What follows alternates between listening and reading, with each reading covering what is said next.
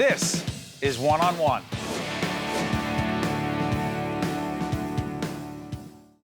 We're pleased to be joined by Rosemary Knab, Director of Research and Partnerships, New Jersey Center for Teaching and Learning. Good to see you. Thank you. Thank you. It's a pleasure to be here. It's our part of our series that we do in cooperation with our friends at the NJEA, New Jersey Education Association. About to see a clip in just a minute from Classroom Close-Up. Real quick, the Center for Teaching and Learning is a nonprofit center created by NJEA back in 2009 by our then president, Joyce Powell. And the mission of the center is for teachers to lead school improvement efforts, so that everything that we do is really led and directed and designed by teachers. And the video we're about to see is all about? Oh, it's all about Trenton. What a wonderful experience. The local association president in Trenton, her name was Naomi Johnson-LaFleur, heard about the center a number of years ago and heard about our physics teacher endorsement program. And she immediately made arrangements for the center to come in and talk to her administration in Trenton.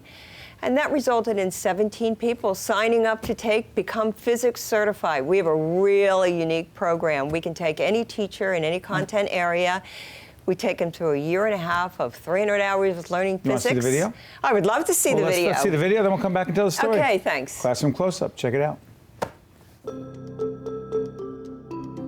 If acceleration is 0, this mass is not moving up or down.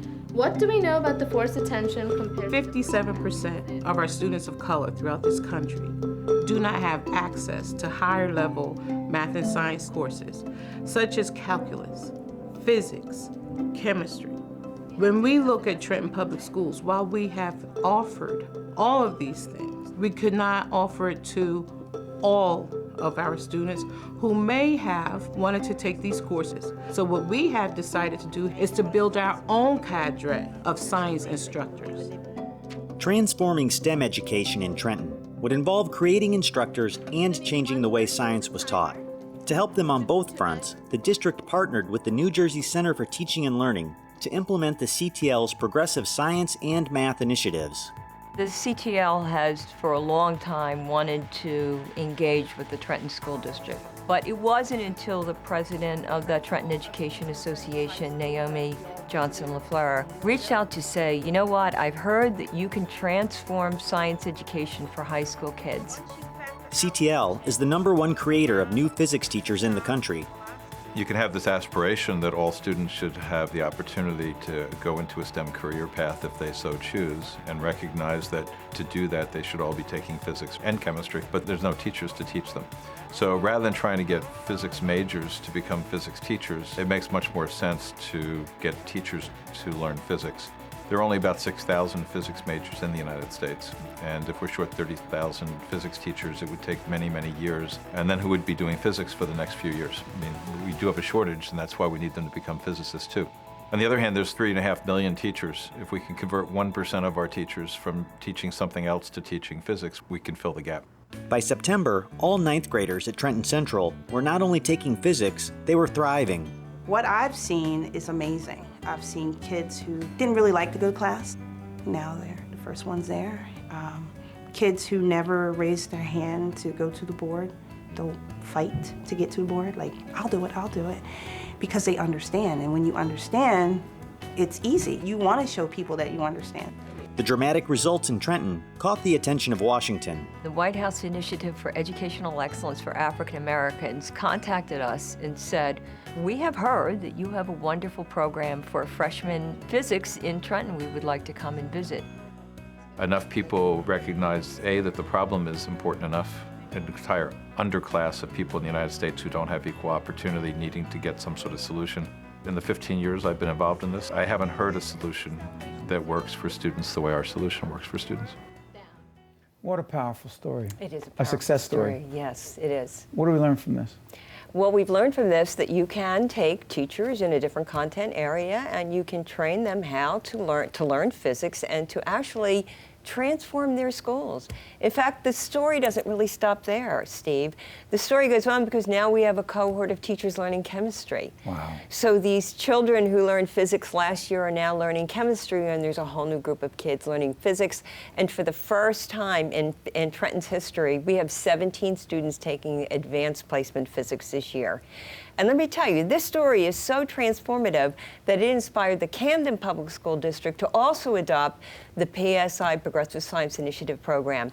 And we are now on track to take 19 teachers in Camden, and allow them to learn physics and chemistry.